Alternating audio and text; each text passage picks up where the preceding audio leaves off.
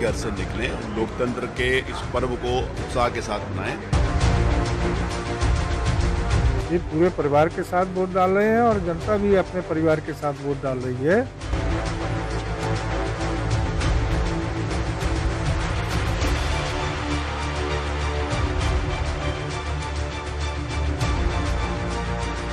उत्तर प्रदेश में मतदान इस बार विकास के नाम पर होगा, जाति के नाम पर नहीं होगा।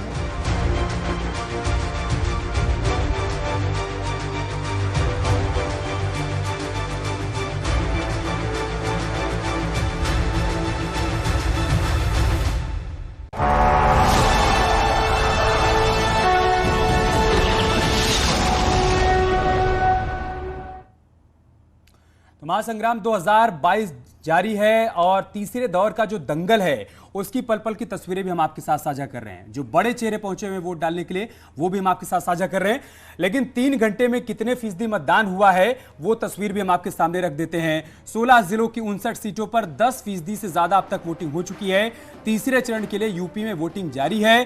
16 जिले की 59 सीटों पर 627 उम्मीदवार चुनावी मैदान में। जी, और शाम 6 बजे तक वोटिंग होनी है। अगर आपने अब तक वोटाधिकार का अपने वोट का उपयोग नहीं किया है तो घर से निकलें और वोट जरूर दें।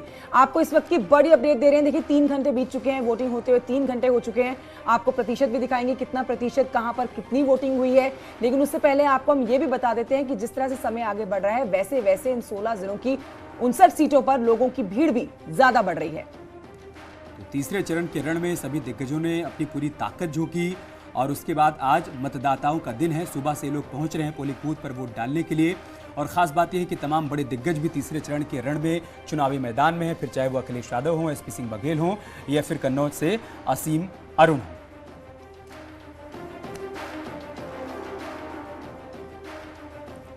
और दिग्गजों की बात हम करें जो चुनावी मैदान में हैं आज तीसरे चरण के मतदान में, तो वहीं कुछ दिग्गज जो महारथी हैं राजनीति के, उनकी तस्वीरें भी हम दिखा रहे थे अपने दर्शकों को। किस तरह से सलमान खुर्शीद, रामगोपाल यादव अपना मताधिकार का प्रयोग करते हैं और वोट कास्ट करते हैं हमारे कैमरे के आगे।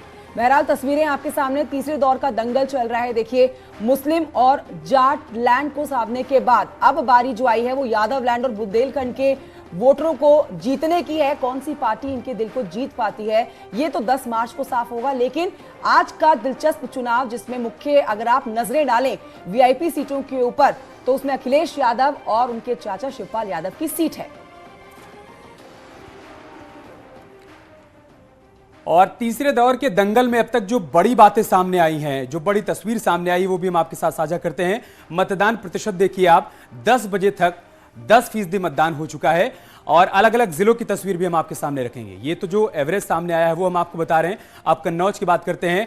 कन्नौज में 11% मतदान अब तक हो चुका है। तो हम सिलसिलेवार तरीके से सारी तस्वीरें आपके सामने रख रहे हैं। आगे बढ़ते हैं, फर्रुखाबाद की बात करते हैं। यहां पर भी 10% मतदान अब तक हो चुका है। तो यही एवरेज है अब तक का, 10 बजे तक का। एक और जिले की बात करते हैं, औरैया में अब तक 8% मतदान हो चुका है। यहां पर मतदान की रफ्तार जो है वो थोड़ी सुस्त है। उम्मीद करते हैं कि बहुत जल्दी ये रफ्तार बढ़ेगी। ललितपुर में भी 10% मतदान अब तक हो चुका है। बाकी जिलों की तरह यहां पर भी मतदान प्रतिशत ठीक ठाक है। महोबा की बात करते हैं, 2 विधानसभा सीटें यहां पर आती हैं और 8% मतदान यहां पर अब तक हो चुका है। यानी मतदान की रफ्तार यहां पर भी थोड़ी सी धीमी है। हमीरपुर की बात करते हैं, यहां पर भी 10% मतदान अब तक हो चुका है और वोटर्स में खासा उत्साह दिख रहा है। एटा की बात करते हैं, एटा में 10% मतदान अब तक हो चुका है। तो 10 बजे तक करीब करीब हर जिले में 10% मतदान हुआ है। हाथरस की बात कर लेते हैं, हाथरस पे देखते हैं कितने फीसदी मतदान हुआ है। यहां पर भी जैसा हम आपको बता रहे हैं कि करीब करीब 10% मतदान हर जगह हो चुका है। सिर्फ बुंदेलखंड के कुछ जिले हैं जहां पर अभी मतदान प्रतिशत कम है। कानपुर नगर से थोड़ा हैरान करने वाली तस्वीर सामने आई है। शहरी इलाका है, बावजूद इसके यहां पर अभी तक 6% मतदान हुआ है। उम्मीद करते हैं कि और अधिक संख्या में मतदाता घरों से बाहर निकलेंगे और मताधिकार का इस्तेमाल करेंगे। कासगंज में भी 10% मतदान हो चुका है।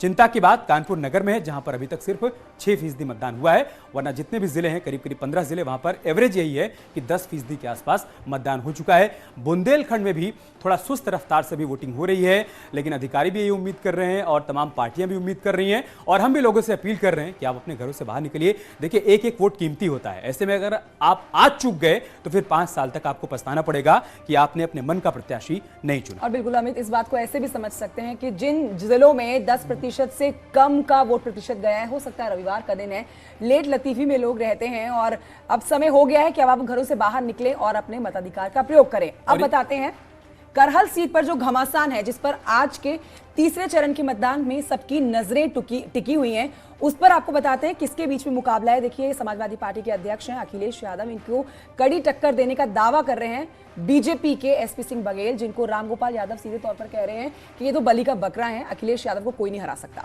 झांसी शहर सीट की बात कर लेते हैं। यहाँ पर भी तगड़ा मुकाबला है। रवि शर्मा भारतीय जनता पार्टी से हैं और उनके सामने सीताराम कुशवाहा, जो कि समाजवादी पार्टी गठबंधन की तरफ से चुनावी मैदान में है। तो जो बड़े चेहरे हैं और जो हॉट सीट है, उसकी तस्वीरें हम आपके साथ साझा कर रहे हैं। जवाहरलाल भारतीय जनता पार्टी से हैं, दीप नारायण सिंह समाजवादी पार्टी गठबंधन से हैं। ये हम आपको गरौठा सीट पे जो मुकाबला है उसके बारे में बता रहे हैं। मऊ रानीपुर सीट की बात करते हैं। यहाँ पर रश्मि आर्या को अपना दल से एनडीए गठबंधन ने अपना प्रत्याशी बनाया है और तिलक चंद समाजवादी पार्टी गठबंधन की तरफ से उनको चुनौती दे रहे हैं। बबीना सीट की आप तस्वीर देखिए। यहाँ पर राजू भी अपना दल से हैं, मतलब एनडीए गठबंधन से हैं। उनके सामने समाजवादी पार्टी गठबंधन से यशपाल सिंह यादव। तो तीसरे चरण का मतदान बहुत दिलचस्प है और आगे 10 तारीख को क्या नतीजे आते हैं, ये तीसरे चरण के मतदान से जो राजनीति के जानकार हैं उनका कहना है कि तस्वीर साफ होने वाली है। बहरहाल आपको बताते हैं कन्नौज सदर पर जो घमासान मचा है वो असीम अरुण और अनिल दोहरे के बीच में है। अनिल दोहरे जी जो है वो समाजवादी पार्टी से, उनको टक्कर देंगे। अब बात अगर तिरवा सीट की जाए तो यहाँ पर जो तगड़ी टक्कर देखी जा रही है बीजेपी और समाजवादी पार्टी के बीच में, कैलाश राजपूत बीजेपी से और अनिल पाल जो है समाजवादी पार्टी की तरफ से उनको उम्मीदवार बनाया गया है। छिबरामऊ सीट पर अगर नजर डालें तो यहाँ पर अर्चना पांडे हैं बीजेपी से और अरविंद यादव समाजवादी पार्टी के उम्मीदवार हैं। तो तीसरे चरण के रण में जो बड़े दिग्गज हैं, जो बड़े चेहरे हैं, एक एक कर हम सभी आपके सामने रख रहे हैं। अंजुला महवर बीजेपी प्लस से, मतलब एनडीए गठबंधन से प्रत्याशी हैं हाथरस से, और उनके सामने है ब्रजमोहन राही जो कि समाजवादी पार्टी गठबंधन से चुनावी मैदान में है। सिकंदरा राव की बात कर लेते हैं। वीरेंद्र सिंह राणा यहाँ पर बीजेपी की तरफ से चुनावी मैदान में है और ललित बघेल यहाँ पर समाजवादी पार्टी गठबंधन की तरफ से चुनावी मैदान में है। ये है सिकंदरा राव का मुकाबला। बिल्कुल, तो ये आप समझ लीजिए कि तीसरे चरण का जो मतदान है, कौन कौन सी वीआईपी सीट्स हैं और किस किस दिग्गज के बीच में ये आज का घमासान देखा जा रहा है। देखिए, वोटिंग के अलग अलग रंग आपको दिखाएंगे हम इन 5 तस्वीरों के द्वारा।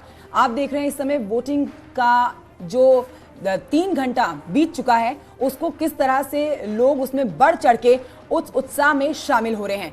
बड़ी बात यह है कि आप जो बीच में तस्वीर देख रहे हैं, ये फिरोजाबाद से आती हुई तस्वीर थी, जिसमें ये नवविवाहित जोड़ा है जो शादी करने की तुरंत बाद सीधे पोलिंग बूथ पर पहुंचा और यहाँ पर वोट सबसे पहले इन्होंने दिया, उसके बाद आगे के कार्यक्रम में शिरकत की गई।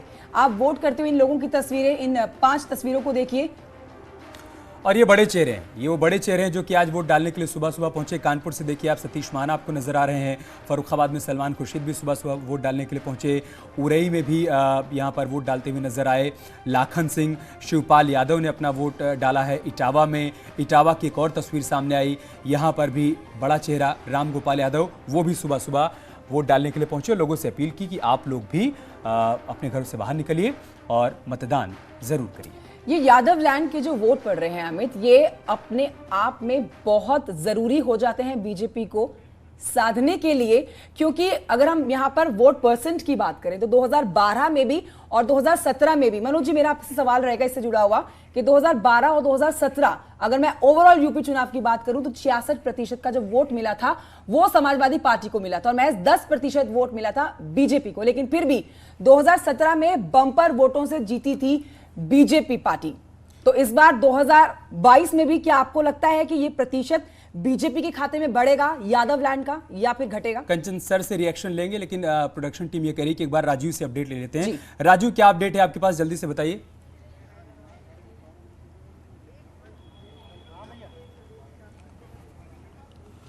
इस वक्त मैं हमीरपुर में खड़ा हूं, जहां पर आपसे कुछ देर पहले केंद्रीय मंत्री साध्वी निरंजना ज्योति ने अपना मतदान किया है और इस वक्त वो बात कर रहे हैं, क्योंकि बुंदेलखंड ऐसा एरिया है जहां की अधिकांश सीटों पर भाजपा का कब्जा था। तो ऐसे में इस बार फिर से एक बार देखना होगा कि भाजपा कितनी सीटें हासिल करती हैं। हम कुछ ही मिनटों में बात करेंगे केंद्रीय मंत्री निरंजना साध्वी ज्योति से इससे पहले अगर देखा जाए हमीरपुर की वोटिंग परसेंटेज की बात करें तो अब तक करीब 14% 10 बजे तक वोटिंग यहां पर हो चुकी है। और हम आइए इस दौरान कोशिश करते हैं, बात करते हैं कि क्या वो कह रही हैं। मैम आपने मतदान किया है यहाँ पर, क्या उम्मीद है बीजेपी को? सरकार बन रही है, उम्मीद क्या, सरकार बना रहे हैं, अच्छे मतों से सरकार बना रहे हैं। और मैं ये कह सकती हूँ कि आज तीसरे चरण का मतदान प्रारंभ हो चुका है और जनता निकल के आ रही है। जो अभी घरों में बैठे उनसे भी आग्रह करती हूँ कि आइए, अपने मत का प्रयोग करिए, सही सरकार चुनिए। बुंदेलखंड की अधिकांश सीटों पर बीजेपी का कब्जा था, लेकिन इस बार सपा और आरएलडी गठबंधन कितनी बड़ी चुनौती है आपके लिए? देखिए, मुझे लग रहा है कि दोनों का गठबंधन पश्चिम में ही फेल हो चुका है, तो अब यहाँ कुछ नहीं करने वाला है। पश्चिम में ही वहाँ के किसानों ने, वहाँ के नौजवानों ने, वहाँ के महिलाओं ने, और यहाँ तक कि जिस समुदाय के लोग कहते थे भारतीय जनता पार्टी को कभी नहीं देने वाले, उस समुदाय की महिलाएं भी भारतीय जनता पार्टी के पक्ष में वोट दे रही हैं। तो इनका फेल तो वहीं हो गया, पश्चिम में ही। मैम आप केंद्रीय मंत्री हैं, और क्या लगता है कि बुंदेलखंड की जनता के लिए इस बार कौन सा मुद्दा मुख्य होगा? देखिए, बुंदेलखंड का मुद्दा हमारी 2014 के बाद सरकार ने तय कर दिया था, और 2017 में आकर के आप देख रहे हैं कि बुंदेलखंड में केन और बेतवा को जोड़ने के लिए, पेयजल के लिए सबसे दिक्कत बुंदेलखंड में पेयजल की भी दिक्कत रही है। मैं इस विधानसभा से विधायक भी रही हूँ, और मैं विधानसभा में कई बार मैंने मुद्दे भी उठाए कि बुंदेलखंड को फोकस किया जाए पेयजल के लिए। मैं आभारी हूँ माननीय प्रधानमंत्री जी की, जिन्होंने पेयजल को फोकस करते हुए, सिंचाई को भी फोकस करते हुए, और ये बुंदेलखंड, जहाँ एक बुंदेलखंड एक्सप्रेस भी निकल रहा है, जहाँ एक एक्सप्रेस भी निकलता है, तो वहाँ बहुत सारे लोगों को रोजगार मिलता है, अच्छा साधन मिलता है, अच्छे। साध्वी निरंजन ज्योति जो कि पूर्व केंद्रीय मंत्री, उनको भरोसा है कि न सिर्फ बुंदेलखंड में बल्कि पूरे उत्तर प्रदेश में जो हमने लक्ष्य तय किया उसको हम प्राप्त करेंगे। मनोज सर, आप रिएक्शन दीजिएगा, लेकिन हमें एक छोटा सा ब्रेक लेना होगा। एक छोटा सा ब्रेक लेंगे, बहुत जल्द होगी वापसी।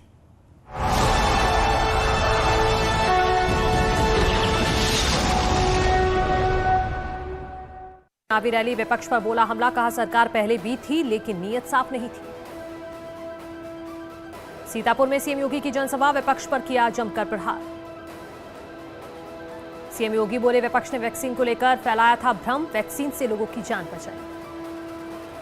सीएम योगी ने गिनाई सरकार की उपलब्धियां, कहा 2017 के बाद यूपी में दंगे नहीं हुए, 2017 से पहले आए दिन कर्फ्यू लगते थे, बीजेपी सरकार ने विकास का माहौल दिया। सीतापुर में बोले सीएम योगी पहले यूपी में बमबाजी होती थी, अब यूपी में हर हर बम बम का नारा लगता है, अब यूपी में कर्फ्यू नहीं, कांवड़ यात्रा होती है। सीएम योगी ने इस मौके पर कहा बीजेपी सरकार में सभी को फ्री में टेस्ट और वैक्सीन का दुष्प्रचार करने वालों को जवाब।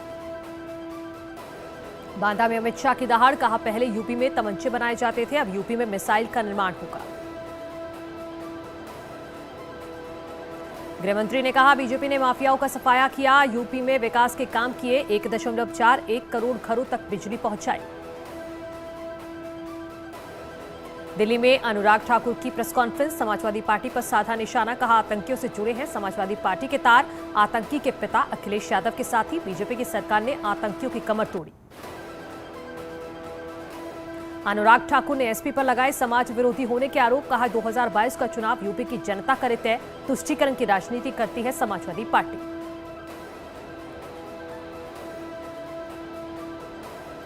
गुना में रक्षा मंत्री राजनाथ सिंह का चुनावी प्रचार, सरकार बनने पर फ्री एलपीजी सिलेंडर का वादा किया, पीएम मोदी की तारीफ की, कहा देश अब मजबूत हाथों में। पीलीभीत में गरजे सीएम योगी, कहा यूपी में पहले अराजकता का माहौल था, आज यूपी पूरी तरह से सुरक्षित, यूपी में अब दंगे नहीं होते। सीएम योगी ने इस मौके पर कहा पहले भय में जीते थे व्यापारी, बीजेपी की सरकार में सम्मान सुरक्षा की गारंटी। एसपी पार्टी पर बरसे सीएम योगी, कहा एसपी का हाथ आतंकवादियों के साथ, एसपी सरकार में माफिया राज हावी। सीएम योगी ने गन्ना किसानों को 1 लाख करोड़ से ज्यादा भुगतान का दावा किया, कहा फसल पर लागत से 1.5 गुना ज्यादा दाम दिए। सुल्तानपुर में बीजेपी के राष्ट्रीय अध्यक्ष जेपी नड्डा, जिले के सभी 5 विधानसभा बीजेपी प्रत्याशियों के समर्थन में जनसभा की। जेपी नड्डा ने कहा डबल इंजन की सरकार में गरीबों को मिल रहा राशन, यूपी के गांव की बदल रही तस्वीर। रायबरेली में सराथू विधानसभा से केशव प्रसाद मौर्य ने किया जीत का दावा, एसपी पर साधा निशाना, का साइकिल हवा में उड़कर सैफे पहुंच गई, मुस्लिम समाज के लोग बीजेपी के साथ। पीलीभीत में अखिलेश यादव ने बीजेपी सरकार पर साधा निशाना, कहा वोट के लिए बीजेपी ने किसान कानून वापस लिए, काका गए तो बाबा भी जाएंगे। अखिलेश यादव ने कहा बीजेपी ने लोगों से झूठे वादे किए, जनता बीजेपी को माफ नहीं करेगी। अंबेडकर नगर में मायावती की जनता से अपील, बीएसपी को वोट देने की मांग की, सर्व समाज के लिए लड़ी बीएसपी सुप्रीमो मायावती का कांग्रेस पर निशाना, कहा कांग्रेस दलित और पिछड़ा विरोधी पार्टी, वोट के लिए नाटकबाजी करती है कांग्रेस। केंद्रीय सड़क एवं परिवहन मंत्री नितिन गडकरी 22 फरवरी को प्रयागराज का दौरा करेंगे, बीजेपी प्रत्याशी के समर्थन में मांगेंगे वोट। एसपी के वरिष्ठ नेता अहमद हसन का निधन, लोहिया इंस्टीट्यूट में ली आखिरी सांस। एसपी सरकार में कैबिनेट मंत्री रहे थे हसन, सीएम योगी भी बीमारी के दौरान इलाज देखने पहुंचे थे। स्वतंत्र देव सिंह का बड़ा बयान, अखिलेश यादव पर भड़के, कहा करहल में भी करहा रहे अखिलेश, उन्हें अपने वोटर्स पर भी भरोसा नहीं। 23 फरवरी को प्रयागराज आ सकते हैं केंद्रीय मंत्री पीयूष गोयल, शहर दक्षिणी और उत्तरी विधानसभा में करेंगे जनसभा। पीएम मोदी 24 फरवरी को आएंगे प्रयागराज, फाफामऊ में करेंगे चुनावी जनसभा, 7 विधानसभा सीटों के प्रत्याशियों के लिए करेंगे वोट की अपील। 25 फरवरी को प्रयागराज का दौरा कर सकते हैं गृह मंत्री अमित शाह, बीजेपी उम्मीदवारों के समर्थन में करेंगे रोड शो।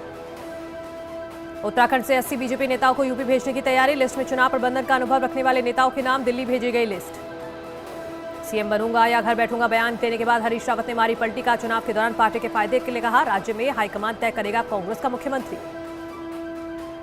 कौशाम्बी में पल्लवी पटेल की नुक्कड़ सभा का वीडियो वायरल, कहा मेरे अंदर वो जज्बा है कि मैं आपके लिए खून बहा भी सकती हूं और सामने वाले की गर्दन काट भी सकती हूं। अयोध्या में एसपी और बीजेपी उम्मीदवार के समर्थक आपस में भिड़े, कई गाड़ियों के शीशे टूटे, थाने में भी पथराव का आरोप, अफसरों ने कही कार्रवाई की बात। संत कबीर नगर में एसपी समर्थकों पर गुंडाई का आरोप, झंडा लगाने को लेकर एक महिला और उसके बेटे की जमकर पिटाई की, पुलिस ने दर्ज किया केस। झांसी में एसपी बीजेपी समर्थकों में मारपीट के में एसपी के 2 समर्थक घायल, बीजेपी कार्यकर्ताओं पर कार्रवाई की कर रहे मांग। झांसी में झड़प के बाद धरने पर बैठे बीजेपी प्रत्याशी, बीजेपी विधायकों ने पुलिस पर लगाए गंभीर आरोप, मोट इलाके का मामला। देश भर में कोरोना के एक दिन में 22,270 नए केस, 325 लोगों की गई जान। 24 घंटे में 60,298 कोरोना मरीज रिकवर, एक्टिव मरीजों का आंकड़ा 2,53,739 पहुंचा। देश में 175 करोड़ से ज्यादा लोगों को लगी corona vaccine, daily positivity rate घटकर 1.8%। कोरोना के घटते मामलों को देखते हुए सरकार का बड़ा फैसला, यूपी में नाइट कर्फ्यू खत्म। कानपुर में तेज रफ्तार कार और बाइक में जोरदार टक्कर, बाइक सवार गंभीर रूप से घायल। बांदा में तेज रफ्तार ट्रैक्टर बेकाबू होकर पलटा, 2 लोगों की दर्दनाक मौत, 10 घायल। मथुरा में बेकाबू होकर पलटी ऑल्टो कार, हादसे में कार सवार युवक की मौत। ललितपुर में पिकअप और ट्रक की भीषण टक्कर, हादसे में 1 दर्जन लोग घायल, 2 की मौत। युवक ने एक परिवार पर किया लाठी डंडे से वार, मारपीट की वीडियो वायरल, पुलिस ने आरोपी पर गंभीर धाराओं में मुकदमा दर्ज किया। संभल में दबंगों ने बारात पर किया पथराव, 2 लोग घायल, पुलिस मामले की जांच में जुटी। मथुरा में ब्लैकमेल करने वाली युवती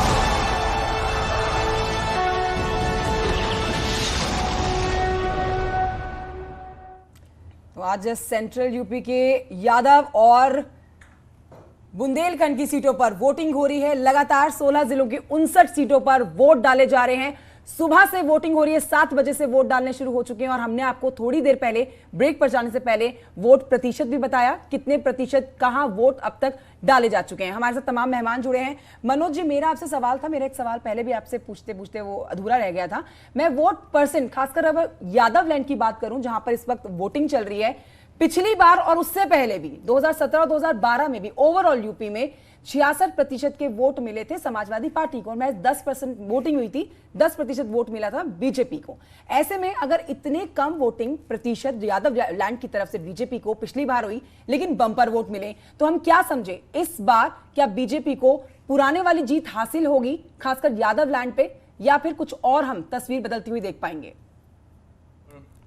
ये बड़ा रिस्की एरिया है ये, और मैं इसमें कोई बहुत ज़्यादा फिसलन है, मैं बहुत तेज़ नहीं दौड़ना चाहूँगा क्योंकि पैर फिसल सकता है। मैं आपको बड़ा सुरक्षित जवाब दे देता हूँ जो कि मेरा यकीन भी है और मैं पहले भी आपसे कहता आया हूँ। अगर हिंदुत्व जो 2017 में जो योगी आदित्यनाथ जब मुख्यमंत्री, हालांकि वो चेहरा नहीं थे लेकिन विषय था, तो वो जो मोदी लहर थी, जो बीजेपी की लहर थी, अगर आज हिंदुत्व का, राष्ट्रवाद का विषय हमारा मेन मुद्दा होता तो 2017 के रिजल्ट को रिपीट करना कोई मुश्किल काम नहीं था, बड़ा आसान काम था। लेकिन अब वो नहीं है, अब हिंदुत्व विषय नहीं है, राष्ट्रवाद विषय नहीं, मतलब छोटा मोटा है, कोड लैंग्वेज में बोला जा रहा है, जैसे योगी आदित्यनाथ ने बोल दिया ये 80-20 का सवाल है, ये कोड लैंग्वेज सबको समझ में नहीं आती, मतलब डायरेक्ट बात नहीं कही गई है, बात साफ साफ कहनी पड़ती है। जैसे बीजेपी ने जुलाई 89 में पालमपुर में हिमाचल में कहा था कि हमारा संकल्प है कि हम श्री राम जन्मभूमि मंदिर बनाएंगे। हाँ। तो साफ साफ कहना पड़ता है, ये कोड लैंग्वेज काम पर्याप्त नहीं। लेकिन सर आप भी बहुत सदा सदा कह रहे हैं। आएंगे आपके पास अनुपम हमारे साथ जुड़ चुके हैं इटावा से। अनुपम, आपके पास क्या अपडेट है, जल्दी से बताइए। अमित, देखिए सबसे बड़ा अपडेट इस वक्त ये है कि अखिलेश यादव अपने मताधिकार का इस्तेमाल करने के लिए सैफई के मेरे पीछे जो बूथ है यहां पर वो आ रहे हैं। अभिनव विद्यालय में कुछ ही देर में हेलीपैड पर वो पहुंच चुके हैं और यहां से लगभग 10 से 15 मिनट की दूरी पर वो फिलहाल हैं और 15 मिनट के बाद माना जा रहा है कि अखिलेश यादव यहां पर अपने मताधिकार का प्रयोग करने के लिए आएंगे। इस पर रामगोपाल यादव, शिवपाल यादव, अक्षय यादव और मुलायम परिवार के तमाम लोगों ने अपना वोट कास्ट कर लिया है। बड़े बुजुर्ग और हर तरह से युवा वर्ग के लोग भी यहां पर आ रहे हैं और जनता से जुड़े जो मुद्दे हैं उनको ध्यान में रखते हुए यहां पर करहाल के बागपुर में हंगामा हो गया है। बड़ी खबर हम आपको बता रहे हैं। करहाल विधानसभा क्षेत्र में वोट डालने से रोकने का आरोप लगाते हुए हंगामा किया गया है। ग्रामीणों ने यहां पर जोरदार हंगामा कर दिया है। करहाल विधानसभा क्षेत्र जहां से अखिलेश यादव चुनावी मैदान में है, वहां पर वोट डालने से रोकने का आरोप लगाते हुए ग्रामीणों ने हंगामा कर दिया है। बिल्कुल, ये बहुत ही हॉट सीट है क्योंकि यहाँ पर अखिलेश यादव जो है चुनावी दंगल में है और एसपी सिंह बघेल जो है वो बीजेपी से कैंडिडेट है। लेकिन आपको जो अपडेट दे रहे हैं इस वक्त की बड़ी खबर उसी विधानसभा सीट से आ रही है जहां से अखिलेश यादव मैदान में है। करहल के भागपुर में यहां पर आरोप लगा है वोट डालने से रोकने का। ग्रामीणों ने यहां पर हंगामा कर दिया। तस्वीरें भी आपको दिखाएंगे, लेकिन इस वक्त की बड़ी खबर करहल के भागपुर से ये बड़ी अपडेट है जहां पर हंगामा हुआ है और वोट डालने से उनको रोका गया है। लोगों को ये ग्रामीणों का आरोप है और इसी को लेकर हंगामा जारी है। बूथ नंबर 245 और 244 पर वोट डालने से रोका जा रहा है, यह आरोप लगाया गया है ग्रामीणों की तरफ से। कहा जा रहा है कि वोटर लिस्ट और वोटर आईडी कार्ड में अंतर का आरोप लगाकर उनको वोट डालने से रोका जा रहा है और वोटर्स का कहना है कि जानबूझकर ये सब कुछ किया जा रहा है। करहाल विधानसभा क्षेत्र के नागपुर में ग्रामीणों ने हंगामा किया है और तस्वीरें भी हम आपको दिखा रहे हैं। ये वो ग्रामीण है जो कि अपना वोटर आईडी कार्ड दिखा रहे हैं, हंगामा ये कर रहे हैं। उनका यह कहना है कि उनके पास वोटर आईडी कार्ड है, उसके बावजूद वोटर लिस्ट और वोटर आईडी कार्ड में अंतर बताकर उनको ये कहा जा रहा है कि आप मतदान नहीं कर सकते हैं। लिहाजा ये सभी लोग यहाँ पर हंगामा करते हुए नजर आ रहे हैं। और देखिए अमित, यहाँ पर काफी बड़ी तादाद में ये लोग हैं, ये ग्रामीण हैं, तो ये समझा जा सकता है कि अगर इनका आई कार्ड इनके पास होने के बाद इनको वोटिंग नहीं करने दी जा रही है तो ये बहुत बड़ा सवाल है। ये तमाम लोग जो कैमरे के आगे आप इस समय देख रहे हैं ये वही ग्रामीण हैं जिन्होंने हंगामा कर रखा है। करहल सीट की हम बात कर रहे हैं, करहल विधानसभा सीट जहां से अखिलेश यादव जो हैं इस दंगल में हैं और अपनी जीत का दम भर रहे हैं। वहां पर से ये लोगों का हंगामा, ये ग्रामीणों का आरोप कि वोट नहीं दिया जा रहा। तो मैनपुरी जिले की करहाल विधानसभा सीट है ये, जहां से अखिलेश यादव और उनके सामने एसपी सिंह बघेल हैं। वहां के भागपुर की तस्वीरें हम आपको दिखा रहे हैं जहां पर ग्रामीण हंगामा कर रहे हैं। बूथ नंबर 245 और 244 पर उनको वोट डालने से रोका जा रहा है, ऐसा उनका आरोप है। उनका ये इलाका है, इलाका भागपुर का है। वहां पर बहुत सारे ग्रामीणों का आरोप है कि उनको वोट कास्ट नहीं करने दिया गया है और कारण उसका ये है कि सरनेम अगर वोटर लिस्ट में नहीं मिल पा रही है। हालांकि लोगों का जो फोटो है एक है, सरनेम एक है, पता एक है, उसके बावजूद वोट कास्ट नहीं करने दिया गया है। आइए इन ग्रामीणों से बात कर लेते हैं। करहल विधानसभा के क्या नाम है आपका? अभिषेक यादव। अभिषेक जी, क्या समस्या आई, वोट कास्ट क्यों नहीं करने दिया गया? वो सर इसलिए पर्ची में अभिषेक है और आधार कार्ड में अभिषेक यादव है, इसलिए। आप अपना निकालो, आईडी कार्ड तो निकालो, हमारे पास दिखा के दो। तो क्या बताया गया कि क्यों नहीं वोट कास्ट करने दिया गया? उस पर अभिषेक यादव लिखा हुआ है, पर्ची में अभिषेक लिखा हुआ है। और क्या फोटो उसमें मिल रहा था इसके बावजूद? मिल रहा है सर, बिल्कुल मिल रहा है फोटो मिल रहा है जी। और सरनेम? सरनेम अभिषेक हाकिम सिंह। नहीं, पिता का नाम भी मिल रहा है। हाकिम सिंह, हाँ मिल रहा है बिल्कुल। पिता का नाम भी मिल रहा है। एक बार ये देख लेते हैं। ये है जी, ये है, जरा सा पैन करेंगे कैमरा। उत्तर प्रदेश विधानसभा चुनाव, करहल अभिषेक, पिता का नाम हाकिम, भागपुर, और ये भाग संख्या 244 है, क्रम संख्या 148 है। तो ये शिकायत आ रही है। एक बार जरा सा मुझे अपना आधार कार्ड दे देंगे। आधार कार्ड में अभिषेक के साथ अभिषेक यादव लगा हुआ है। ये जो है शिकायत मूलतः इनकी है। सरनेम देख लेते हैं, सरनेम हाकिम सिंह है। तो इन के बिना पर इनको वोट मिला। ठीक है, आएंगे आपके पास। उमेश श्रीवास्तव भी इस वक्त हमारे साथ जुड़ चुके हैं, उनके पास चलते हैं। उमेश, आपके पास क्या अपडेट, क्या जानकारी है? जी हाँ, देखिए अमित, इत्र की नगरी कन्नौज आलू बेल्ट के तौर पर भी जानी जाती है और हम इस वक्त बेहटा गांव में मौजूद हैं और यहाँ जोर शोर से मतदान चल रहा है और यहाँ की तस्वीर आपको दिखाना चाहेंगे कि किस तरह से ग्रामीण इकट्ठा हैं और यहाँ चारों तरफ आलू ही आलू नजर आ रहा है। कन्नौज को आलू बेल्ट के तौर पर क्यों जाना जाता है, इन तस्वीरों को देखकर आप अंदाजा लगा सकते हैं। और यहाँ पर देखिए इन सारे ग्रामीणों ने अपने मताधिकार का प्रयोग कर लिया है। सबसे पहले आप लोग अपने लिए जोरदार तालियां बजा लीजिए, क्योंकि आप लोग एक उदाहरण हैं। इस गांव के लोग लगातार वोट कास्ट कर रहे हैं और अपने मताधिकार का प्रयोग सबसे पहले कर रहे हैं, बाद में जलपान कर रहे हैं। एक उदाहरण बन रहा है कन्नौज का बेहटा गांव। हम कुछ युवाओं से बात कर लेते हैं, कुछ लोगों से बात कर लेते हैं कि आखिर किन मुद्दों के आधार पर उन्होंने वोट दिया है। आप ये बताइए, क्या मुद्दे जहन में हैं, क्या सोच करके आपने अपने मताधिकार का प्रयोग किया है और आज सभी को आप ही के गांव की तरह जरूर मताधिकार का प्रयोग करना चाहिए? हमने तो सुरक्षा को देखकर बीजेपी को वोट दिया है। जी, आपको क्या लगता है सबसे बड़ा मुद्दा क्या है? सबसे बड़ा मुद्दा है गुंडागर्दी। सपा सरकार में इतनी बड़ी गुंडागर्दी, जनता त्रस्त थी। उन्होंने विकास तो किया पर रोडों पर लड़कियां सुरक्षित नहीं थी। उनकी शिक्षा व्यवस्था बहुत डाउन थी, पैसे लेकर नकल करवाई जाती थी। शिक्षा को उन्होंने बिल्कुल धंधा बना रखा था। इस समय ये हाल है कि योगी ने अपना पूरा जीवन समर्पित कर दिया है जनता की सेवा और रक्षा में। आपको पता होगा एनसीआरबी के डाटा उठा के देख लें या किसी विकास को देखने या एमएनसीज को लेना इन्वेस्ट हो रहा है यूपी में कि यूपी की जनता यूपी योगी से बहुत ज़्यादा खुश नजर आ रही है। और मुझे जी पूरी और बुजुर्गों से ही बात कर लेते हैं, दादा से बात कर लेते हैं। दादा ये बताइए, आप आलू के कट्टे पर बैठे हुए हैं, आलू की बोरी पर बैठे हुए हैं और कन्नौज को आलू बेल्ट के तौर पर जाना जाता है और कितना बड़ा मुद्दा आपको लगता है, सबसे बड़ा मुद्दा क्या है? और जो ये आवारा पशुओं का जो मुद्दा है, क्या ये भी एक अहम मुद्दा है?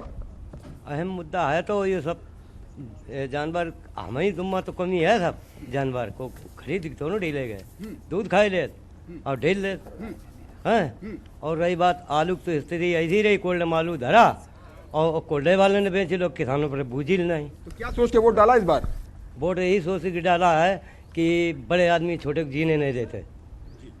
तो आपने देखा कि दादा ने अपने विचार व्यक्त किए हैं। हम कुछ और लोगों से बात कर लेते हैं, फर्स्ट टाइम वोटर से बात कर लेते हैं जिन्होंने पहली बार अपने मताधिकार का प्रयोग किया है। आप ये बताइए, क्या कहना चाहेंगे? आलू बेल्ट में इस वक्त हम मौजूद हैं, कन्नौज की क्या समस्याएं हैं, कन्नौज की जनता के जहन में क्या है, कन्नौज की जनता के दिल में क्या है? जी, कन्नौज की समस्या तो है, इस बार हमें लगता है कि बीजेपी की सरकार बनेगी। और दूसरी बात है, किसान भाइयों को किसी प्रकार की कोई दिक्कत नहीं है। जी उमेश, हिमांशु, उमेश हमारे साथ इस समय अमित गंजू कानपुर से मौजूद हैं, उनसे बात कर लेते हैं। एक बार कानपुर की इस समय की अपडेट ले लेते हैं। अमित, माफ कीजिए अमित काफी सारे नाम है इसलिए थोड़ी सी यहाँ पर कंफ्यूजन हो जा रही है। अमित गंजू, कानपुर में पिछली बार की बात करें पूरी तरह से मोदी लहर थी, यहाँ पर 10 में से 7 सीटें बीजेपी के खाते में आई थी। लेकिन इस बार अगर देखें तो समाजवादी पार्टी ने भी उतनी ही अपनी ताकत झोंकी हुई है जितनी बीजेपी ने झोंकी हुई है और दोनों ही तरफ से अच्छी तरह से लोग अपने अपने बता भी रहे हैं कि वो किस किस को आगे चलकर वोट देने वाले हैं, सरकार बनाने वाले हैं। इस समय कानपुर से क्या अपडेट है और क्या तस्वीर वहां से निकलती हुई नजर आ रही है?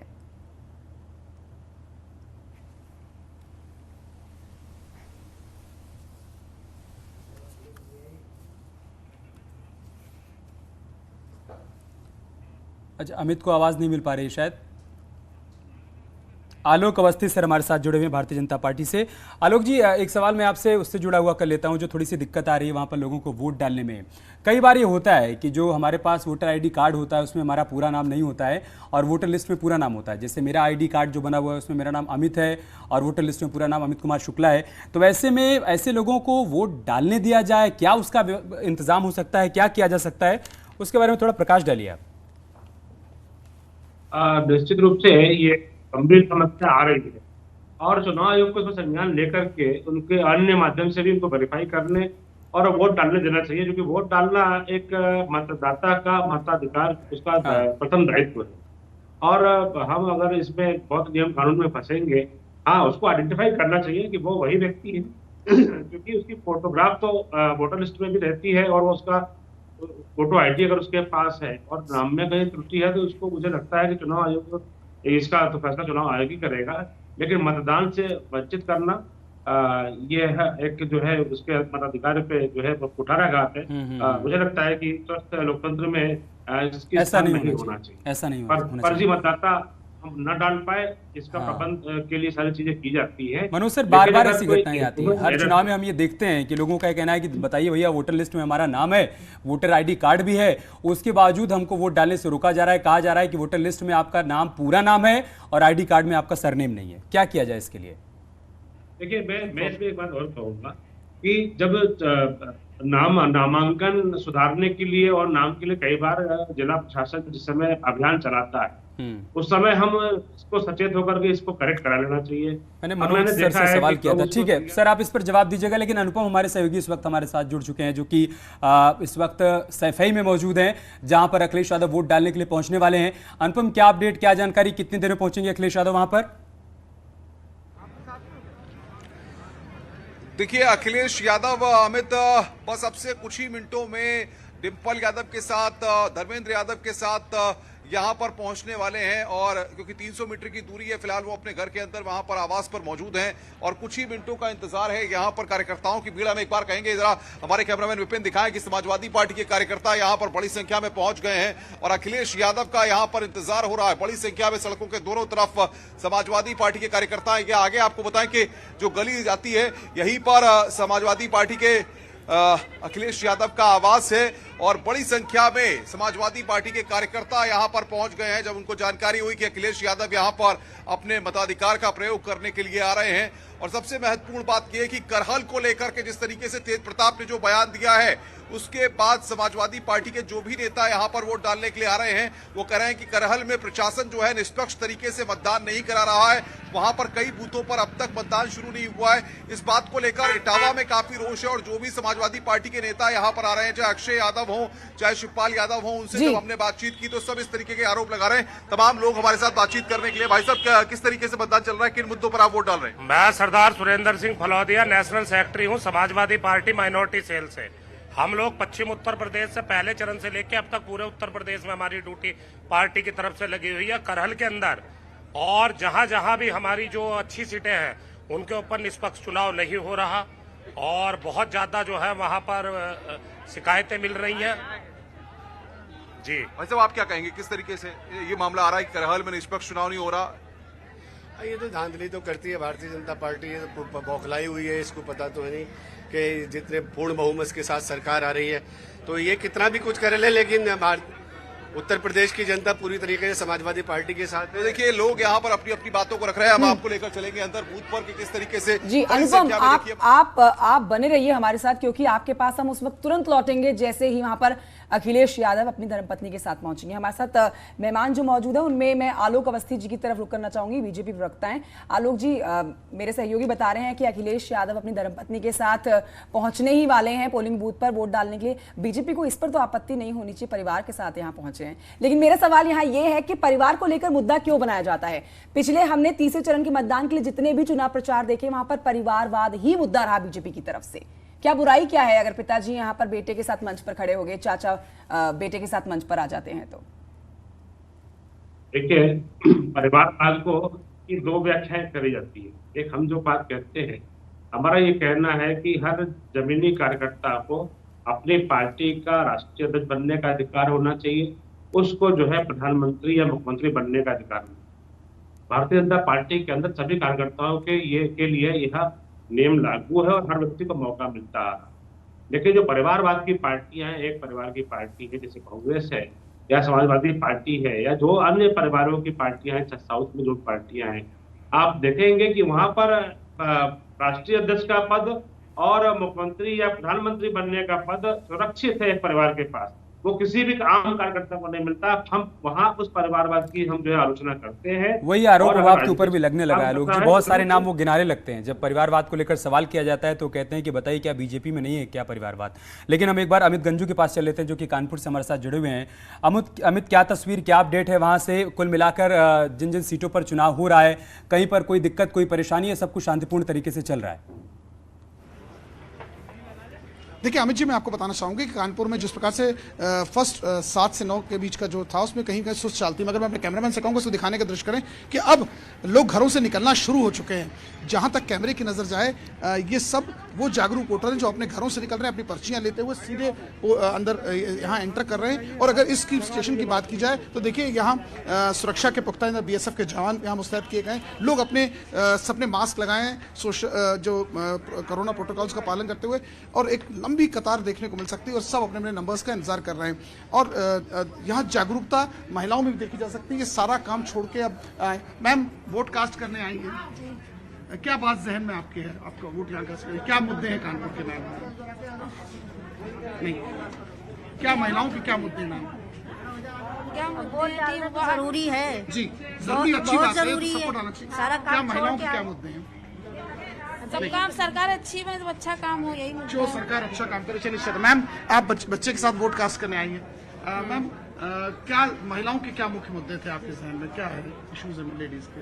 अब मुख्य मुद्दे क्या, सबको तो सब जो चाहिए वो मिल ही रहा है। मिल रहा है, चलिए अच्छी बात है। आप देख सकते हैं कि लोग अवेयरनेस है क्या यूथ और हर, लेकिन एक इम्पोर्टेंट अमित जी जो हमारे पास अभी आई है कि कानपुर के ककवन में एक पुल का कुछ एक बहुत समय से एक आश्वासन चल रहा था, वहां के ग्राम प्रधान के माध्यम से कहा गया था कि बम्बिया बनाई जाएगी, उसके नहीं बन पाने पर उस ग्राम के जो पोस्ट में वहां लोग अभी तक वोट डालने नहीं आए। ये सबसे बड़ी जल्दी से एक जवाब और दे दीजिए अमित। 17 में जब लहर जैसी बात थी तब भी 2 सीटों पर समाजवादी पार्टी की जीत हो गई थी, उसमें एक सीट सीसामऊ की थी, आर्यनगर की। इस बार वहां पर किस तरीके का माहौल देख पा रहे हैं, कैसा मुकाबला देख पा रहे हैं आप?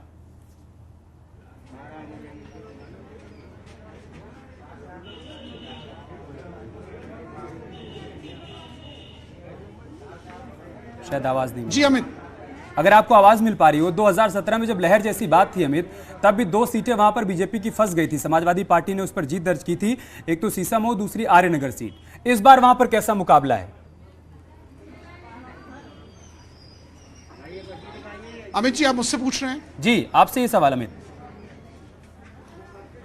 सवाल दोहराएं क्योंकि यहाँ बहुत शोर हो रहा है, इस वजह से हो सकता है मैं आपको सुनना पाऊं। मैं थोड़ा आवाज तेज करके बोलता हूं। कानपुर की 2 सीटें सीसामऊ और आर्यनगर 2017 में लहर के बावजूद समाजवादी पार्टी के खाते में गई थी। इस बार वहां कैसा मुकाबला है, क्या कह रही है पब्लिक?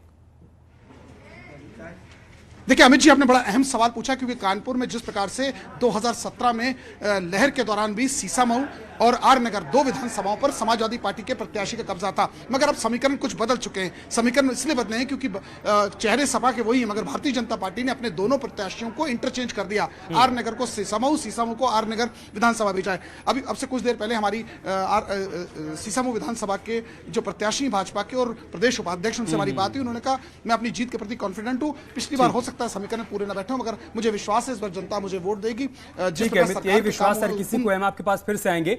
एक बार चल लेते हैं आलोक जी के पास।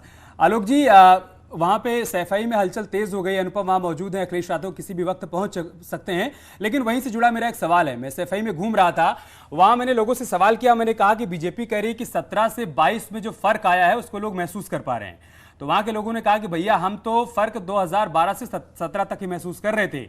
उस दौरान पक्की पक्की सड़कें बन गई, स्टेडियम बन गया, खूब बिजली आ रही थी, तो हमारे लिए तो फर्क 2012 से 17 तक है, 17 से 22 वाला नहीं है। देखिए उस समय खाली सैफई परिवार का विकास हो रहा था और सैफई नाम के गांव का विकास हो रहा था। उत्तर प्रदेश पूरा एक बहुत बड़ा प्रदेश है, 24 करोड़ की आबादी है, तो खाली एक क्षेत्र विशेष का विकास करना अच्छी बात है, उन्होंने विकास किया, मुझे खुशी है, लेकिन उनको बाकी प्रदेश को अंधेरे में नहीं डुबोना चाहिए था। सड़कें बननी चाहिए थी, पूरे प्रदेश में बननी चाहिए थी, पुल बनने चाहिए थे, तमाम और डेवलपमेंट के काम होने चाहिए थे, लेकिन वो तो उन्होंने किया नहीं है। बिजली भी खाली तब सैफई कुनबे के 5 जिलों में आती थी, आज 24 घंटे बिजली आ रही है। पहले गरीब की चिंता कोई क्यों नहीं करता था, सबके पास करने के लिए मौका था। आज हम गरीब के घर में अगर राशन पहुंचा रहे हैं तो उन सरकारों ने क्यों नहीं पहुंचाया। आज अगर गरीब के घर में छत दी है, 43 लाख लोगों को घर का मालिक बनाया है, तो ये तो ऑप्शन सबके पास तो पहले से था। कांग्रेस भी कर सकती थी अपने शासनकाल में, सपा भी कर सकती थी, क्यों नहीं किया। कन्याओं को फ्री शिक्षा हम दे रहे हैं, हम गैस जो है फ्री में घर पे पहुंचा रहे हैं। इलाज सबसे बड़ा एक बहुत बड़ा प्रश्न होता था, लोग घर जमीन दुकान बिक जाते थे, आज 5 लाख रुपया उनको मिल रहा है इलाज के लिए, प्रति वर्ष मिल रहा है। तो यह सुविधा जो गरीब कल्याण की योजनाएं चली है, ये देश का जो नेता है ना, गरीब के घर से पैदा हुआ नरेंद्र मोदी, हमारे देश से जो पिछले जाति से एक आने वाला, उसने गरीबों को डायरेक्ट कनेक्ट किया है। 24 घंटे 24 आवर्स उसकी जो है निगाहें रहती है खाली गरीबों के ऊपर, कि कैसे गरीब को उठा करके हम ऊंचा स्थान से उसको समाज की मेन धारा में लेकर के आए। पहले लोग गरीबों के नाम पे वोट लेते थे, लेकिन गरीबों की बात कोई नहीं करता था। मंच पर चढ़ते हैं सर, तो गरीबों की बात सब करते हैं, समाजवादी पार्टी भी करती है, बीजेपी भी करती है, कांग्रेस भी करती है, लेकिन जमीनी हकीकत क्या है वो तो जनता ही बता सकते हैं। एक छोटे से ब्रेक के लिए यहाँ पर रुक जाते हैं, तमाम मेहमान हमारे साथ लगातार बने हुए हैं, जल्द लौटेंगे ब्रेक के बाद।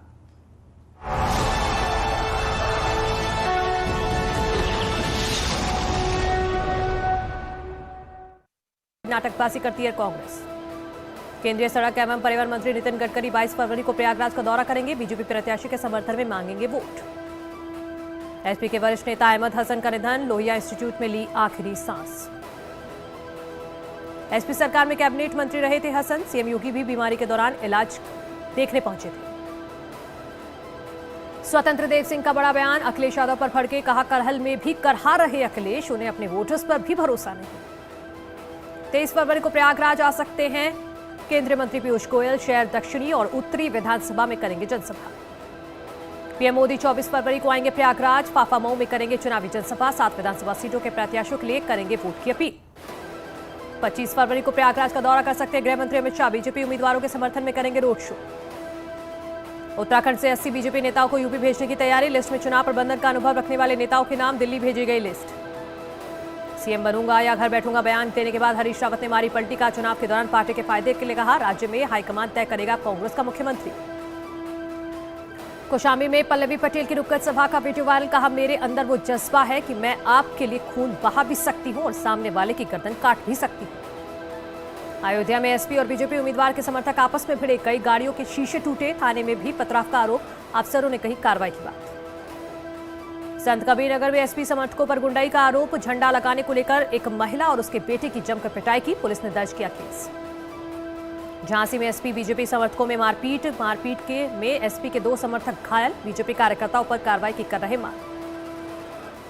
झांसी में झड़प के बाद धरने पर बैठे बीजेपी प्रत्याशी, बीजेपी विधायकों ने पुलिस पर लगाए गंभीर आरोप, मोट इलाके का मामला। देश भर में कोरोना के एक दिन में 22,270 नए केस, 325 लोगों की गई जान। 24 घंटे में 60,298 कोरोना मरीज रिकवर। एक्टिव मरीजों का आंकड़ा 2,53,739 पहुंचा। देश में 175 करोड़ से ज्यादा लोगों को लगी corona vaccine. Daily positivity rate घटकर 1.8%। कोरोना के घटते मामलों को देखते हुए सरकार का बड़ा फैसला, यूपी में नाइट कर्फ्यू खत्म। कानपुर में तेज रफ्तार कार और बाइक में जोरदार टक्कर, बाइक सवार गंभीर रूप से घायल। बांदा में तेज रफ्तार ट्रैक्टर बेकाबू होकर पलटा, 2 लोगों की दर्दनाक मौत, 10 घायल। मथुरा में बेकाबू होकर पलटी ऑल्टो कार, हादसे में कार सवार युवक की मौत। ललितपुर में पिकअप और ट्रक की भीषण टक्कर, हादसे में 1 दर्जन लोग घायल, 2 की मौत।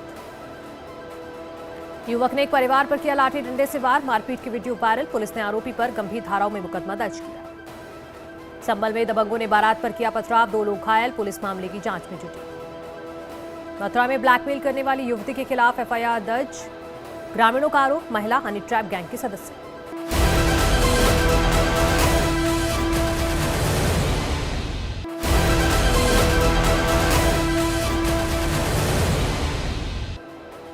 लखनऊ में अमित शाह का प्रबुद्ध जनसंवाद, शाह ने गिनाई सरकार की उपलब्धियां। सीतापुर के बाद लखनऊ में सीएम योगी की चुनावी रैली, विपक्ष पर बोला हमला, कहा सरकार पहले भी थी लेकिन नीयत साफ नहीं थी। सीतापुर में सीएम योगी की जनसभा, विपक्ष पर किया जमकर प्रहार। सीएम योगी बोले विपक्ष ने वैक्सीन को लेकर फैलाया था भ्रम, वैक्सीन से लोगों की जान बचाई। सीएम योगी ने गिनाई सरकार की उपलब्धियां, कहा 2017 के बाद यूपी में दंगे नहीं हुए, 2017 से पहले आए दिन कर्फ्यू लगते थे, बीजेपी सरकार ने विकास का माहौल दिया। सीतापुर में बोले सीएम योगी पहले यूपी में बमबाजी होती थी, अब यूपी में हर हर बम बम का नारा लगता है, अब यूपी में कर्फ्यू नहीं कांवड़ यात्रा होती है। सीएम योगी ने इस मौके पर कहा बीजेपी सरकार में सभी को फ्री में टेस्ट और वैक्सीन का दुष्प्रचार करने वालों को जवाब। बांदा में अमित शाह की दहाड़, कहा पहले यूपी में तमंचे बनाए जाते थे, अब यूपी में मिसाइल का निर्माण होगा। गृहमंत्री ने कहा बीजेपी ने माफियाओं का सफाया किया, यूपी में विकास के काम किए, 1.41 करोड़ घरों तक बिजली पहुंचाई। दिल्ली में अनुराग ठाकुर की प्रेस कॉन्फ्रेंस, समाजवादी पार्टी पर साधा निशाना, कहा आतंकियों से जुड़े हैं समाजवादी पार्टी के तार, आतंकी के पिता अखिलेश यादव के साथ ही बीजेपी की सरकार ने आतंकियों की कमर तोड़ी। अनुराग ठाकुर ने एसपी पर लगाए समाज विरोधी होने के आरोप, कहा 2022 का चुनाव यूपी की जनता करे तय, तुष्टीकरण की राजनीति करती है समाजवादी पार्टी।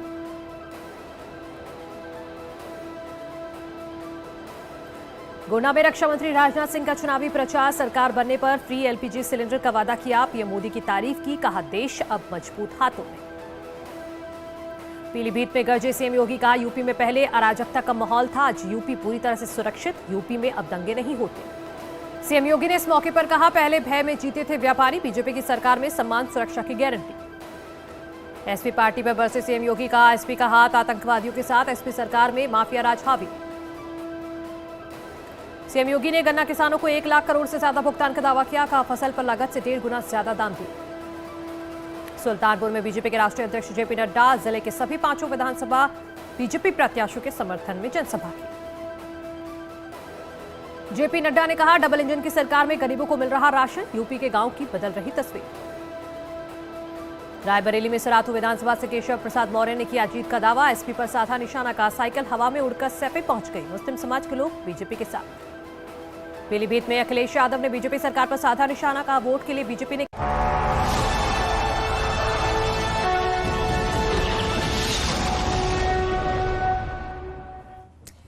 तो 3 घंटे से ज्यादा का समय बीत चुका है। चुनाव का आज तीसरे चरण के मतदान हो रहे हैं। 16 जिलों की 59 सीटों पर लगातार वोटिंग जारी है और अब आपको बताते हैं कि इस वक्त कहां पर कितनी वोटिंग हुई है। लेकिन फिलहाल आपको बताते हैं, ये तस्वीरें दिखाते हैं जो कि अखिलेश मुलायम सिंह यादव के साथ शिवपाल यादव बैठे हैं। वोट डालने से पहले शिवपाल यादव ने मुलायम सिंह यादव का आशीर्वाद लिया, उनसे मुलाकात की। एक बड़ी खबर आ रही है कंचन, बड़ी खबर है कि थोड़ी देर में वोट डालने के लिए पहुंचेंगे अखिलेश यादव, मुलायम सिंह भी थोड़ी देर में वोट डालने के लिए पहुंचेंगे। बड़ी खबर, बड़ा अपडेट हम आपको बता रहे हैं।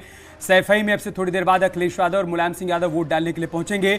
वहां पर हलचल भी बहुत तेज हो गई है। ये लाइव तस्वीरें हम आपको दिखा रहे हैं, हमारे सहयोगी अनुपम भी वहां पर मौजूद हैं। अपडेट ये है कि अखिलेश यादव यहां पर वोट डालने के लिए पहुंचने वाले हैं। थोड़ी देर में मुलायम सिंह यादव भी वोट डालने के लिए इसी बूथ पर पहुंचेंगे। अनुपम हमारे साथ जुड़े हुए। अनुपम, अगर आपको आवाज मिल पा रही हो, क्या अपडेट, क्या हलचल वहां से? देखिए अमित, अभी फिलहाल अक्षय यादव अपनी पत्नी के साथ पहुंचे हैं, उनके परिवार के लोग पहुंचे हैं। मुलायम सिंह यादव और अखिलेश यादव अब से थोड़ी देर बाद, क्योंकि माना यह जा रहा है कि घर पर सभी लोग पहुंच रहे हैं और बाकी लोग जब पहुंच जाएंगे कुछ ही देर में, क्योंकि अभी हमने देखा है कि कुछ एक गाड़ियां मुलायम सिंह यादव और अखिलेश यादव के आवास पर पहुंची हैं और उसके बाद वहां से सब लोग जो है साथ यहीं पर अभिनव विद्यालय पर पहुंचेंगे। फिलहाल तेज प्रताप जो कि सुबह भी यहां पर आए थे और व्यवस्थाओं को देख करके यहां से चले गए थे, अभी वो परिवार के साथ पहुंचे हैं और अंदर जाकर के अपने मत का इस्तेमाल कर रहे हैं। मुझे लगता है कि कुछ एक मिनटों में अखिलेश यादव पूरे परिवार के साथ, मुलायम परिवार पूरा कुनबा जो है यहीं पर इसी विद्यालय पर वोट कास्ट करने के लिए आने वाला है। और क्योंकि अभी सब लोग घर पर पहुंच चुके हैं, इस बात की जानकारी है, अंदर सभी लोग बैठे हुए हैं और उसके बाद कुछ ही देर में यहां पर वो लोग आने वाले हैं। अमित, अनुपम, आप लगातार कई सारे विधानसभा चुनाव कवर कर रहे हैं, फिर चाहे हम 7 की बात करें, 12 की बात करें, 17 की बात करें, इटावा, मैनपुरी, सैफई, आप कई बार जा चुके हैं, वहां पर वोटर्स से भी बातचीत करते हैं और नेताओं के चेहरों को भी पढ़ते हैं। 17 से 22 में कुछ परिवर्तन वोटर्स के चेहरे पर आपको नजर आ रहा हो, या जो वहां पर समाजवादी पार्टी परिवार से लोग पहुंच रहे हैं उनके चेहरों पर?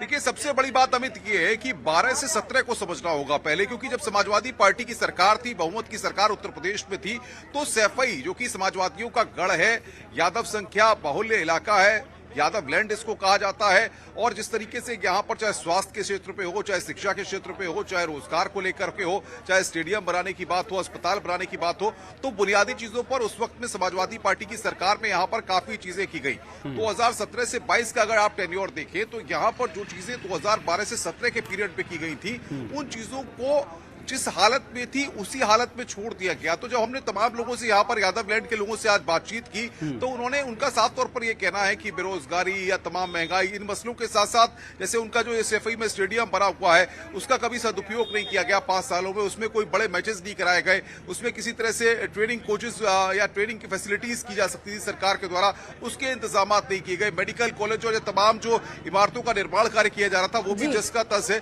तो लोगों में इसको लेकर के ये लोग इसीलिए बार बार गाए बगाए इस बात को कहते हैं कि क्या नाम है, विकास की जो सोच है या विकास की जो बातें हैं वो परिवर्तन के साथ है। ठीक है अनुपम, लौटेंगे आपके पास जैसे ही अखिलेश यादव वहां अपने परिवार के पास साथ वोट डालने के लिए पहुंचते हैं, वैसे आपके पास लौटेंगे। छोटे से ब्रेक के लिए यहाँ पर रुकना होगा, जल्द लौट रहे हैं।